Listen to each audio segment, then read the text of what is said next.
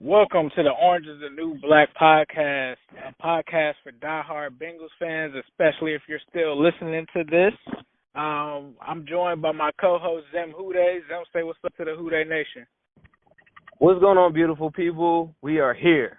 We are getting very close to Judgment Day. Ace Boogie, New Stripe City, Zim Houday, Cincy's Jungle, SB Nation. How y'all doing today? Hopefully you guys are doing a little better than you were after that game conceded yesterday. As Zim mentioned, I'm Ace Boogie. You can find my stuff on YouTube at New Stripe City. He is Zim Houday. You can find his stuff on Instagram at Zim_Houday. You can also find him on Twitter at Zim Houday. You can find me on Twitter at New Stripe City. This podcast is being brought to you by the SB Nation Network. It is entitled the Cincy Jungle Podcast. Obviously, if you're listening to this, you probably know that by now. But if you don't and you want to tell friends about this podcast and you like what you hear from our network and syndicate of podcasts, be sure to give us a listen, a like, and a review. With that being said, let's get into what we're all here for. I think it's only right that we let Zim take the floor for discussing the Andy Dalton debacle of 4 interceptions. Almost 5, but 4 interceptions yesterday. Clearly, we beat this topic with almost into submission. But Zim, I got to get your take on what happened and transpired yesterday because the Dalton lovers are pretty quiet today. Okay, so what happened is Dalton he must have saw Joe Burrow's Heisman speech and says, you know what, I'm going to help these guys out. When Dalton first was thrust back into the lineup, everyone said, Dalton's going to ruin the tank. We come to find out Dalton's actually a mechanic, and he's working well on the tank. So we're well on our way. In regards to the game, the defense did really, really well in the first half. Very common theme. Dalton does just enough. Very common theme. Patriots come out second half adjustments. Defense takes over the game for them for the very best defense in the NFL probably currently right now, if not the very best secondary. And Dalton just met his match. I think when he first came back, we saw the difference in just the velocity of the ball. I think on the pick six to Stephon Gilmore, I think that was the first time I said, "Oh, I remember like his arm is probably B-, you know." And the good corners, the Reeveses of the world, and the guys that can go on the island like Stephon Gilmore, he's going to eat that up. He could have probably had more than that. You said almost 5, I almost counted 6, and it's to the point where I just think we should just be looking at Jake Dolegala because I think the asset that we do have with the potential, like someone like the Patriots would take a real good look at Jake Dolegala and be able to offer you something that maybe no other team would for he's got the same structure as like a Brady. He's a little bit taller. I think he's like 6'4", 6'5". Brady's like 6'2". So, you know, they have some things that measure up well. And Jake Dolegala has a strong arm. Like you said, the Dalton thing is over for me. So I'm thinking about what's coming up this upcoming week and how can we get our future set up. I think this week they need to activate Jake Dolegala and get him some reps, even if it's in a backup role, in case Dalton throws 3-4 picks or something coming up against the Dolphins. Then you got Jake Dolegala ready, looking at the game plan. What do you think about that, Ace? I think that's a great idea. I mean, obviously, we have been kind of in Jake's corner for a while. If you guys have been listening to us since the start of our podcast, we kind of wanted to see what Jake could offer. Even talked about it when they announced that Andy Dalton will be sitting and that Ryan Finley would be the starter. And you know, we don't discriminate against quarterbacks. We told you guys what Ryan Finley would be. That came to fruition. We told you guys that we always wanted to see Jake, and I think at this point it definitely makes sense. Like you said, to at least have him activated, whereas if Andy does go out there and really has another Randy Fulton kind of game, he's waiting in the wings for us to see what he has there. And then we're also seeing a guy that is a different type of quarterback compared to the other two that are on the roster. You're talking about a guy that has a lot of arm strength, a guy that, like you said, is going under the radar. And if the Bengals did really value him as much as they did with trying to mask him and hide him, why not get him some game reps out there? I mean, even if it's at a point where the Dolphins are just boat racing the Bengals and Dalton isn't even really playing bad, why not just throw Jake Delagala out there just to see, what it looks like? Going back to the game, I think that we know what Andy Dalton's thing was. Like Zim said, we don't have to really touch on that. If you've been listening to us, you already know what that is. Look, everybody listen. Ace is like, going back to the game, let's analyze this thing. What are we talking about? There's nothing to talk about with these guys. We're chasing one thing, and that's the number one pick. But I am very curious, Ace, do you have any highlights from the game that you just want to talk to? Let's talk about Joe Mixon. Let's talk about Belichick after the game. Pretty much saying that Joe Mixon is the best running back in the NFL. And that is exactly where I was heading towards. Like, so we could do that. Carries, 136 yards, 5.4 average against one of the best, if not the best, if I'm not mistaken, run defense in the NFL. How about the O-line blocking for him? How about the O-line that they told us tell them about the O-line? The O-line they said was terrible. Offensive line excuses gone. Clearly, how many times was Dalton sacked on Sunday? That I'm not sure of. Do you have Zero? Oh, wow. Do you know how many times Dalton was hit? How many times, Zim? Once in the fourth quarter. He didn't have one quarterback hit, didn't have one sack into the fourth quarter he got it. He did have 8 pressures going into the fourth quarter. I didn't look at the final numbers, but he did have some pressures. But a lot of them, in my opinion, are him. I just want to point that out. Offensive line guy. Offensive line, draft Andrew Thomas guy.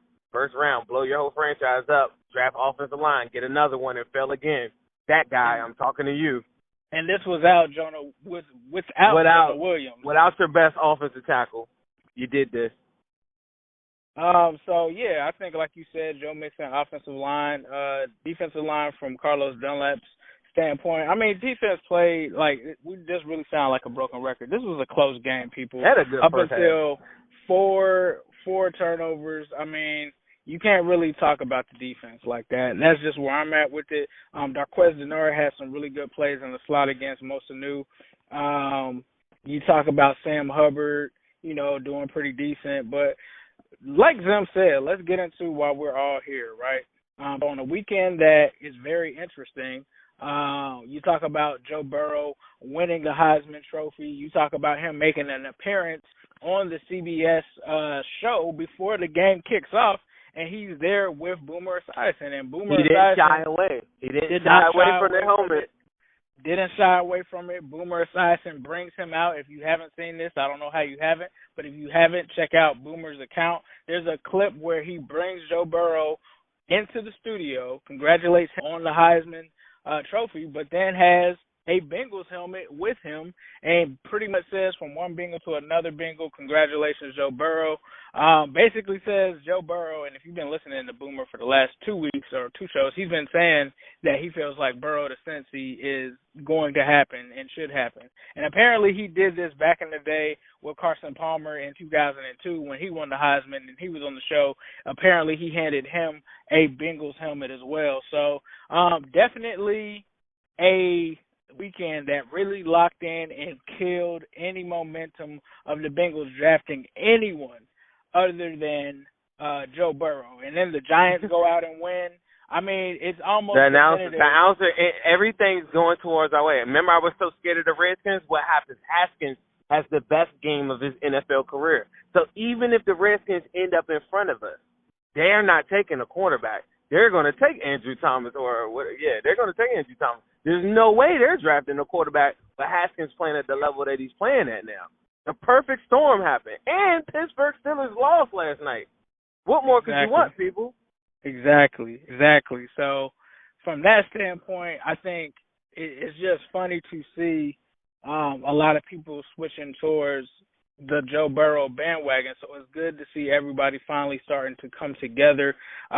Just want to make one thing clear. This was never about, Chase Young, hating Chase Young. We were fans of Chase Young. We were believers in his abilities. We just were not fans of selecting him for our team, because it was clear, if you didn't see it yesterday, it's clear what this team's weakness is, and it's clear that if you want to compete in this league, you have to have a competent quarterback, and the Bengals are going to have to take that swing on Joe Burrow. But with that being said, I will give Zim the floor to talk about what happened with Burrow this weekend and what we can look forward to going forward with this number one pick. And just a second, what you're just saying, too. Inside story, I shared a story with my guys and girls at the Zim Day live stream I do on Instagram. If you're in search of the game and you want to see it, you want to talk with other Bengals fans, come to Zim_Day on Instagram. I do it every Sunday. I haven't let anybody down, even though I want to go to more games. I'm still streaming, so come check it out. But in the middle of that, I shared a small story. I live in Washington, D.C. area. My childhood friend, Elijah Brooks, is the coach for DeMatha High School. I've seen Chase Young in person. I've even shook Chase. He reminded me last week. He said, "You don't remember you came in the locker room and shook Chase Young's hand and everything?" And I said, "Bro, I don't even remember." I mean, Chase Young has been balling out. So if anybody, knows Chase Young or seen him, it would probably be me. And I love Chase Young. If the Bengals could figure out a way to move, let's say you want to move A.J. Green or you want to move somebody and go get another first-round pick, and you have a way to get to the top three again and get a Chase Young and Joe Burrow, hell yeah, sign me up. But we only got one number one pick, and hopefully it'll be the number one pick. But over the weekend, Joe Burrow wins the Heisman Trophy overwhelmingly. I think he went 48 votes versus 2 to Chase Young, who came in second. It's very clear. It's very apparent. Anyone tell you that they think he's going to be a bust, they're just hating. They drink they're drinking Haterade and they get thirsty, and sometimes they just need another glass of it. So we're just gonna give it to them. Joe Burrow had a speech for all of Ohio, Athens, Ohio. So he's telling about how currently there's children in need, poverty. He's crying at the podium. So Dalton lovers are really, really, really sick now. Like, we got another hero in our hands. Not to mention, he looks like Leonardo DiCaprio. So, I mean, at the same time, he's got the pill. I might see him on GQ. You're going to see him all over the place. And you mean to tell me y'all don't want a part of that? And on top of that, we're not even talking about he's the best quarterback prospect probably since Andrew Luck.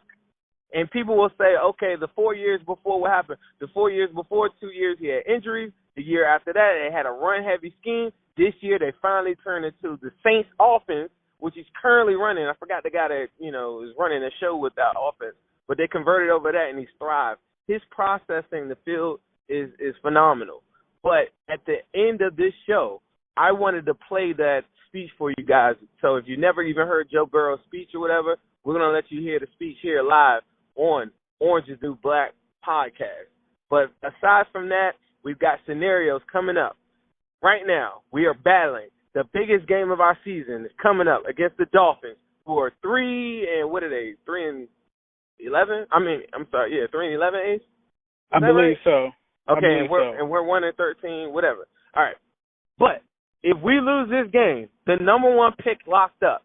People are giving me all these other different scenarios. Well, if we win and then the Giants and that, all we have to do is lose Sunday. We have the number one pick, the thing that will change our franchise forever, Joe Burrow coming to the Cincinnati Bengals. What else are we talking about today, Ace, besides that? Besides that, I mean, there's not really, in my thoughts, there isn't really much to really talk about outside of that. Can we lose this Dolphins game? I think that is a possibility. But can we win it?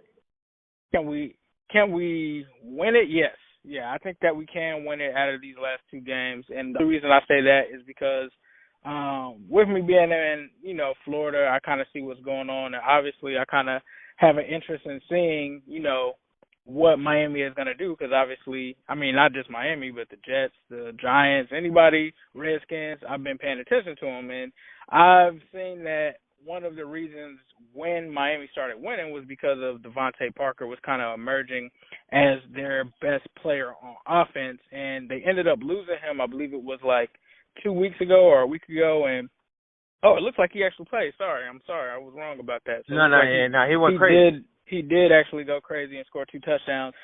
So yeah, I think we could actually lose that game because if they have all hands on deck with Ryan Fitzpatrick, and Ryan Fitzpatrick outplays Andy Dalton, I think that we could definitely be looking at the loss. But it is a winnable game, I think. Out of you look at the last 2 games with the Browns and you look at the Dolphins. I think it's easy to say that the Dolphins are the worst of the 2. So, like you said, I think we definitely need to lock up that pick. I don't know if a lot of people were kind of saying that they were kind of upset, or not upset, but kind of scared about some of the comments that Joe Mixon made after yesterday's game, thinking that his morale is so low that he will leave the Bengals. So I don't know if that plays in a factor here. Nah, he'll be good, man. He'll be good. I think he'll be fine. Like, you talk to anybody after a tough loss, especially when you play a good first half like that against maybe a team that's probably Super Bowl bound, you're gonna feel low. One guy posed a question to me, and a lot of people pose the question to me, is like, do you offer him a contract after this season? I say no. I think Joe Mixon is going to try to take a king's ransom if you try to do it now. And the following year, if we can get Joe Burrow to show his value, then that will give Joe Mixon that will give him a discount, and then you probably go into picking up his 5th-year option anyway. And then after that, running backs, you'll probably be looking at another running back anyway. Why? That's a good question for you. Why do we not see Trayvon Williams at the end of these games? Yeah, why do we draft him? Ronnie Anderson was going to play a key role, but Trayvon Williams, we just drafted him. They don't play him. Joe Mixon, I know they want to get him into the flow of it. I know he wants his 1,000 yards, but at the end of the game, why are we even risking that? Why are you not getting a rookie some reps? Right. I totally agree. I mean, maybe it's I don't know. That was a weird kind of draft pick for me, given that we had Gio and Joe, and then to not play them, it was just kind of weird. I'm not sure what their reasoning is behind that. I think obviously Joe wanted to get things going. I don't know if Gio would feel some type of way if you sat him down. I think maybe that's more of a locker room thing, because for me, I think, like, one thing that I'll say about Joe Mixon that he's really gained my respect from this year is that he moves around like a leader of this team. He moves around with the mindset that a quarterback should have. And it's crazy that this is a team, and I kind of talked with one of my coworkers about this, you got to have those guys on the sideline that are, willing to at least look like they actually want to be there. You want to see these guys pumping up guys on the sideline. And when you don't have those guys, when you don't have the Tom Bradys and you don't have those leaders out there, picking up not only the offense but also going over to the defense, like he was doing things that a quarterback like Andy Dalton should be doing. And to me, I don't feel like that's been rewarded and it's been overlooked, especially in a season like this where it's very simple for anybody to really just give up in this league at this point. He's always played with heart and determination, and he's, as a running back, tried to put this team on his back. I mean, you look at the 136 yards yesterday, and you just look at his performances over these past 4 weeks. It's been Joe Mixon carrying this team, and it hasn't just been this year. It was last year, and times where things were crazy. I don't think it's a coincidence. When I went to the 49ers game, he was the guy that was coming over to the crowd and telling us to get loud, stuff like that. I think he needs to be a captain. I think next year this guy should be a captain of the team because his energy is very where it should be as a leader of this team. And for him to not have a C on his jersey is just somewhat appalling to me. And I know that I kind of got off topic, but to me, one thing that I would say that has been a bright spot this season has been the emergence of Joe Mixon as a leader. And I hear people kind of talk about him for other things, but let's give him his flowers when it comes to being a leader this season, in a trying season that we've had this year. Yeah, absolutely. What did you think about Bill Belichick saying that he probably thinks he's the best running back in the NFL, though? I think that he's right about that. I mean, I don't think that that's like too crazy for him. I'm a Kamara guy. I'm not gonna lie. I think Alvin Kamara. I wanted us to draft Kamara, but I mean, the skill sets are totally different. With Christian McCaffrey, Kamara, and Mixon are probably my top 3. I'm sorry, and Saquon Barkley. I've completely lost my mind. But I just love the way Alvin Kamara avoids big hits and doesn't whatever. But Joe Mixon will make sure he lays some shoulder pads on somebody's face if he has to. And Joe Mixon, to me, I think there's a lot of talented guys that came out of that class. Dalvin Cook is another one. But I think that Joe Mixon is a guy that can really do it all. Like, I think if you throw Joe Mixon, not saying that Alvin Kamara is just a proponent of that offense, but I think if you throw Joe Mixon in that offense, like, he's a whole different person as well. So for me, I think that Joe Mixon, like, given the circumstances that he has right now, playing behind an offensive line that's terrible, playing with a quarterback that's not Drew Brees or not anyone that can really pose a threat, so you have to face 8-man fronts or 10-man fronts like they did in the second half of that game. Put him behind the Dallas Cowboys or something like that. That is obviously like a top 3 running back in the league. So I don't think Bill Belichick is wrong in that assessment. That could be a little bit of recruiting for when Joe is a free agent, but I don't think he's wrong with that. I think when you look at this guy based off his talent alone, when it comes to pulling one-handers out of the backfield, catching, the only thing I'd probably say he could work on, or people have talked about him for, is his blocking. But according to PFF and some of the other podcasts that we listen to, they talk about how he's improved in that area. But I think that he is definitely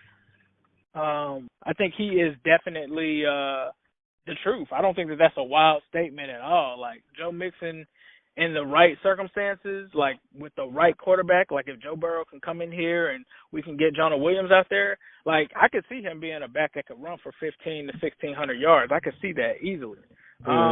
You know, we've seen that from him. Like, I came out and I think we did one of our first shows, me and you. We talked about, you know, we made predictions on what certain players could be, and I remember one of them was Joe Mixon, and I was clearly wrong on that because I thought that he would go over what he did last season. But this is a guy that's still about to rush for 1,000 yards in a season where he was pretty much non-existent at the beginning of it. So it's like even crazy to say that he'd actually get into 1,000 yards now. I mean, there were games where they would give him the ball like 6, 8 times, or even I went back and looked at. I was looking at that Bills game the other day, and I mean, it's 15 carries, 60 yards, because I was arguing with a Steelers fan. I was like, yeah, we dominated them, and then Josh Allen came back at the end of the game, and he put the team on his back and scored a touchdown. But in that game, he controlled, you know, the clock when they did hand him the ball, and I felt like he was a big part of that, and that was back when Dalton was decent. But even in a decent game like that, Dalton threw 2 picks. But yeah, Joe Mixon is definitely a captain candidate next year. Tyler Boyd had some interesting comments right after the game as well. He was saying that, hey, everything that we worked, he said, anything that we ran, did you see anything work? Pretty much challenging the staff, saying maybe what they're calling, maybe they weren't prepared, or maybe they didn't make the adjustments that they need to. So I thought that was like one of the first times I think I heard Tyler Boyd probably not as positive on Zac and the guys. But after these tough losses, they'll start to mount up on you. So in my mind, I don't really pay too much attention to them. I was looking at the Cleveland Browns. I don't know if y'all saw Jarvis Landry blow up on Freddie Kitchens on the sideline, and him and Odell damn near crying on the sideline, and that thing is gone all bad over there, quick. And they got eliminated from the playoffs. But but moving forward, I think Joe Mixon paired with a good quarterback, even if it isn't Joe Burrow. Just him paired with that, like, I think the confidence that he needs or whatever, or I think it carries over. As long as he can stay healthy, I think we're good to go. I think the fact that A.J. Green didn't play at all this season really, really, really, when I think about it, is a problem for me. Because Joe had some, not to cut you off, but Joe had some interesting comments about that, saying that we need more guys that can go up and get the ball from the receiver position. That sounds like an A.J. Green kind of comment there. But he said that we need to go and get more guys that can do that. What are your thoughts on that? I saw him say that, and I think he was just challenging the current guys that are there. I think he's saying, like, on some of those ones, I remember if there was one throw that Dalton threw a little bit to the inside, and it was like supposed to be like a back shoulder play, but they had Alex Erickson out there. There's the one pick that I didn't feel was Dalton's fault. I mean, it was his fault because of the ball placement, but because Erickson didn't go up and battle for it or turn his head around for it, I think that's more so what Joe Mixon was talking about, is like the current guys are there. But part of that is the quarterback has to be able to identify that with the personnel. If you're going to put Tyler Boyd on the outside or Alex Erickson on the outside, you have to understand that the ball placement is going to be a lot different. And I think Dalton was trying to make it like he was trying to throw it to the outside to make sure that he's kind of protected. If my guy doesn't get it, it goes out of bounds. But Erickson goes inside. And so the guy that picks it, I think it's Jackson, he picks it off almost like a wide receiver running the route, like the way that he ran it. And I just thought that Mixon was kind of challenging those guys.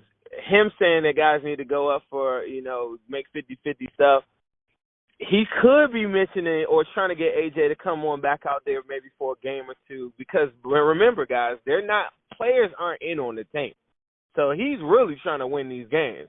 He's not thinking about – I know they're hearing Joe Burrow stuff or they're hearing all that stuff, but at the same time, this is a paid professional. He may not be on the team next year. You never know with this stuff. Who knows? And I'm not saying that he's not going to be on the team next year, people. Please don't take that out of context. I'm just saying with the way that professional sports works, period, you can't be voting or playing for tanks and you might hypothetically not be on the team the following year. So that's stupid. You have to play for yourself. You have to get your stats. You got to play for your team. You got to try to win. So I think him maybe challenging AJ maybe a little bit in that, I don't know. But what I was saying is AJ Green not playing this year, I just think that's a recipe for an unhealthy season next year, like to me. And the more and more, like we were talking about this last week on the Orange is the New Black podcast. I'm here with my man Ace Boogie, New Stripe City. We were talking about that last week where you were saying, what do you need to see from AJ Green? I need to see him get in the rhythm and flow of an NFL football game. And if he thinks he could just run on out there next year, who knows if he tweaks something in spring training, like I said spring training, in OTAs or anything like that. You could do anything. And you pretty much gone like a year and a half and you haven't played professional football. That's a tough thing to do. If I'm AJ Green, and even if it doesn't feel 100%, I just want to get out there and run a couple things, feel the speed of it. And the fact that he looks really, really good at warm-ups and he's still not playing, that's another bad sign. Like, I feel like he's just getting ready to – I don't know. It's a hard situation to get a grasp on. I know his agents got to be telling him your value is only in your health. So I get that part. I know that's just exactly how agents think. You can't get paid if you're hurt.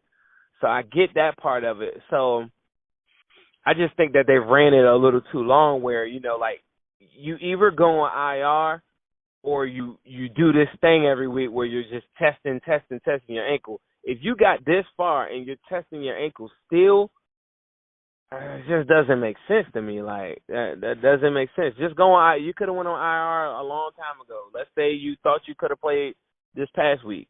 Just go on IR. Just shelf it and say, yeah, it's not going to be. But to have this thing linger, it bothers me. Right. One last thing that I do want to talk about before we get out of here. I made the mistake of not pressing the record button during Thanksgiving for that episode. But on that episode that you guys did not hear, we brought up Zac Taylor. So I want to bring that back into the conversation because that was an episode where we were very critical of Zac Taylor and we talked about Zac Taylor's future. Now, you mentioned a lot of players kind of said some things that kind of went against Zac Taylor. What are your thoughts on Zac Taylor and his future with the Bengals? Does he have one? Will he be back next season? I think they have to figure out. My dream scenario would be in free agency, go get Littleton, the linebacker from the Rams. They'll have the money for that. Go get Brandon Sheriff, the guard for the Redskins. Those are my two prime free agents. After that, he wouldn't have to do much. But then we go right into the staff, right? You still keep Callahan as the offensive coordinator, but bring in his father to get this offensive line like all the way 100% where it needs to be. I don't care that Jim Turner's improved a lot. I just don't think that's the guy that's going to, like, to go 8 weeks and finally get to London and finally run like a 15-yard run with Mixon is when the breakthrough happened. I just don't. I think teams are going to start to, like, pick up on it. Zac Taylor's got to stop hiring his friends. Once he gets past hiring friends, and I know about trust, Dalton lovers are the most loyal people on earth. And Zac Taylor reminds me of a Dalton lover to the extreme, where he's doing that with Jim Turner and these guys that don't have his best interest. He needs to get the very best staff. He needs to go get Callahan's father, go out there and do this thing a whole nother year. I think they should give him the whole entire year. If he's got Joe Burrow and Joe Burrow starts off really slow, but then we start to see the development as the year goes on, I mean, I think Zach's the guy, man. I really do. Do you think Zach's the guy? I just think the play calling, he needs to probably get off of play calling. I think his persona, just his message to the guys and everything like that, I think it's going to work. The players that I have talked to have faith in him. So that's just the inside track on, like, the players do believe in him. If you look at the defense, like, they are swarming the ball. They're like Lou Anarumo. I think we can keep them. I think they're playing hard. They didn't look good in the second half, but, I mean, you're going against Bill Belichick, and your quarterback is just giving the ball to the other team. It's just no way to offset that. And so I'm okay with that. But Zach's got to get a better staff around him. And I think Callahan's father might be the key. If he wants, everything has gone bad. Everybody's forgot about this. What about Zac Taylor's brother with the Eagles? You know, like, the Eagles haven't had the season that they thought they were going to have. What about Zach bringing in his brother and them kind of going in and having him come in there and help him with some play calling? We need to get all of the pressure off of Zach and the play calling aspect. He's had to deal with all this Cordy Glenn stuff, all this stuff, the A.J. Green injury stuff, all these guys on IR, all these different things going on around him, that I just think he needs to focus on being a coach next year and get away from the play calling portion, have his input on there, you know, communicate like he says he does. And I still believe in Zac Taylor, but he's got to get the quarterback and he's got to get the people around him, lock in on the two key free agents that I said, and I think we will be fine. Will we go to playoffs? I'm not 100% sure. Don't think so. But I think I got patience for development, and if I see progress, I got patience. But walking out there and feeling like we felt in the last 9-10 weeks of this football season is very draining on anyone. What do you think they need to do, Ace? So from my standpoint on Zac Taylor, several mistakes that he made this year. Hiring Frank Pollock, as you touched on. Another one was letting Frank Pollock go. Oh, yeah, I'm sorry. I said the wrong person. Letting Frank Pollock go and hiring Jim Turner, number one mistake there. Number two, I would probably say, as you said, sticking up for guys like Jim Turner, especially given a checkered history there, especially when you're preaching character and things of that nature. I think another thing is not relinquishing play calling duties. I mean, there's nothing wrong with him giving that responsibility to someone like a Bill Callahan or someone like that.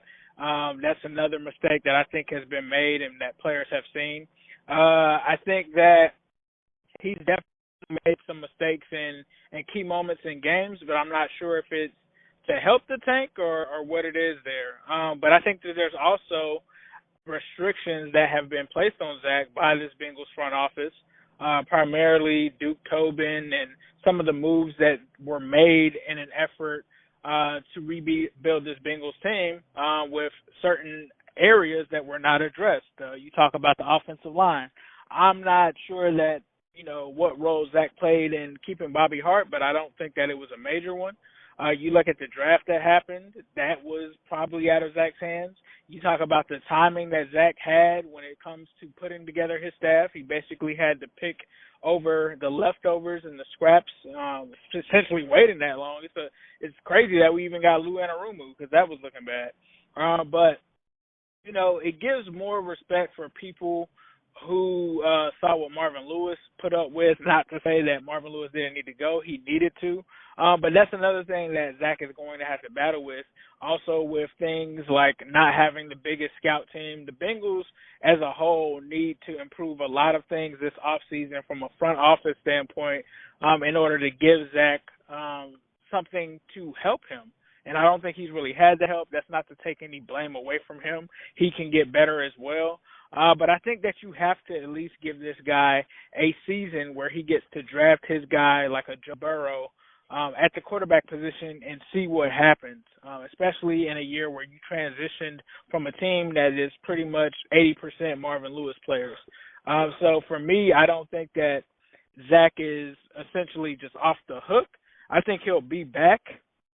Outside of that, I just think that he has to improve, like you said.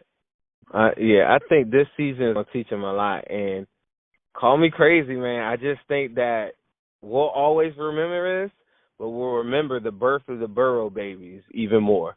And it always starts off kind of like stories start off like this. Sometimes I saw a really, really good stat on some coaches like Jimmy Johnson that started off with this same one-win type of season and come back and win Super Bowls. So I'm praying it works in our favor. I want to close it out, like I said, with the pride of Athens, Ohio. Joe Burrow, your Heisman Trophy winner. We're going to put this in the universe. We're going to win by losing this upcoming week to the Dolphins. And we're locked in. Anybody that said that Joe Burrow doesn't want to be a Bengal, he's held the helmet. He's told you how he felt about Ohio. He cried tears. He gave you laughter. He has the world in his hands right now. They raised $100,000 in 18 hours for Athens, Ohio. This guy wants to be a Bengal. We need to make him a Bengal. Number one pick. Who they?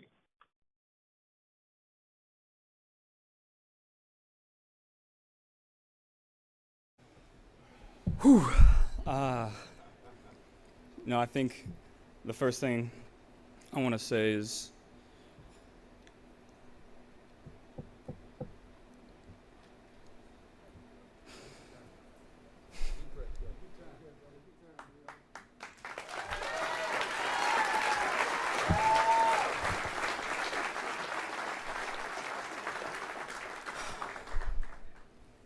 I want to thank my O-line first.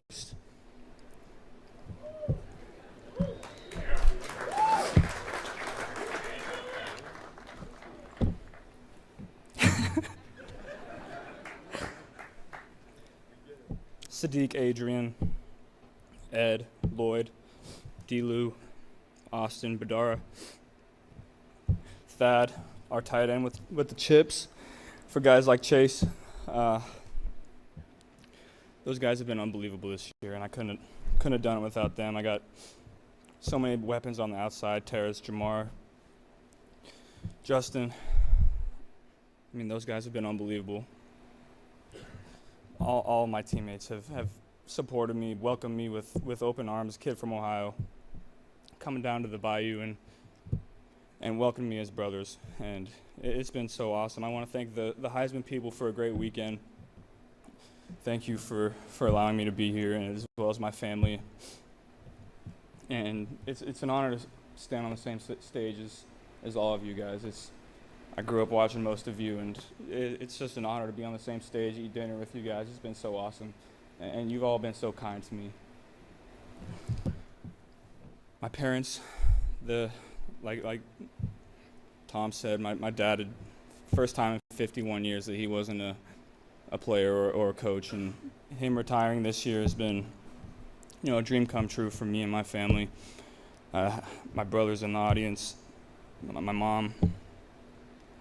And I'm just so thankful for LSU and Ohio State, playing at two of the best programs in the country, great coaches both places. It's my journey. I wouldn't have traded it for anything in the world. I think the story of this Heisman Trophy, with me, Justin, Jalen, and Chase, we have three transfers who've all had different stories. It's three great players, and both of those guys have pushed through adversity.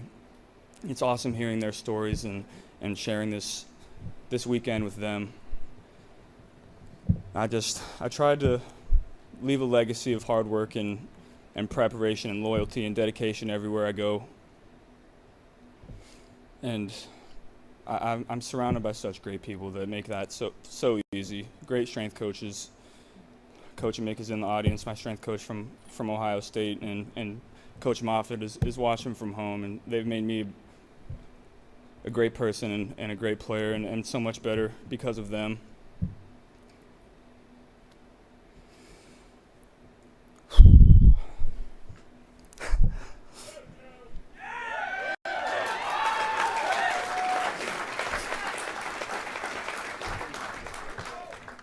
Coming from Southeast Ohio, it's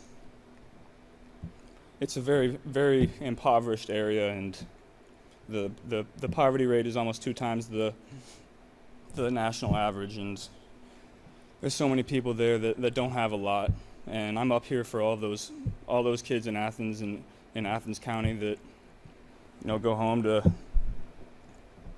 not a lot of food on the table, hungry after school. You guys can be up here too. I'd like to thank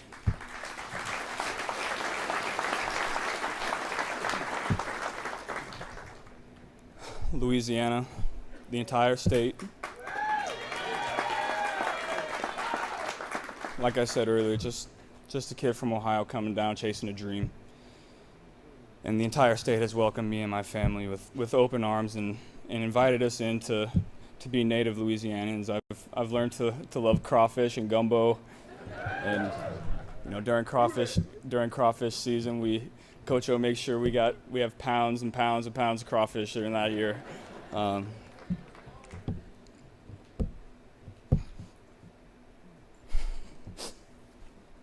Coach O.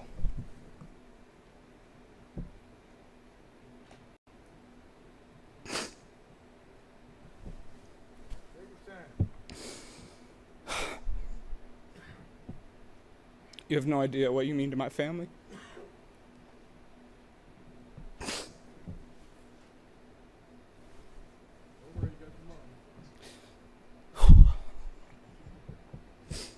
I didn't play for 3 years. You took a chance on me, not knowing if I could play or not. And I'm forever forever grateful for you. Can you imagine a guy like Coach O giving me the keys to his football program?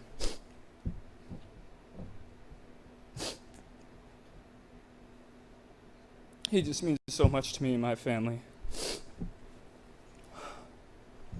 And to LSU, I sure hope they give him a lifetime contract. He deserves it.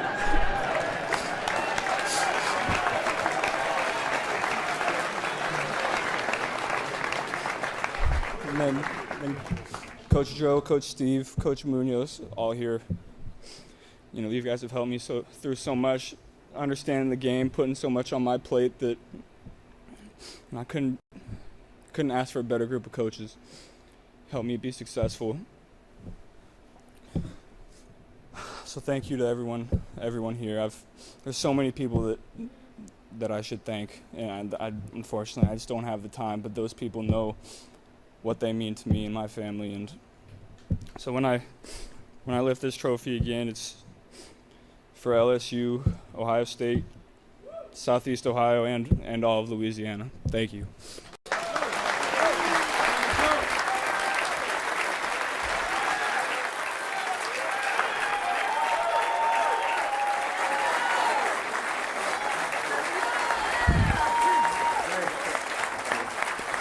Congratulations. That's awesome. Great job.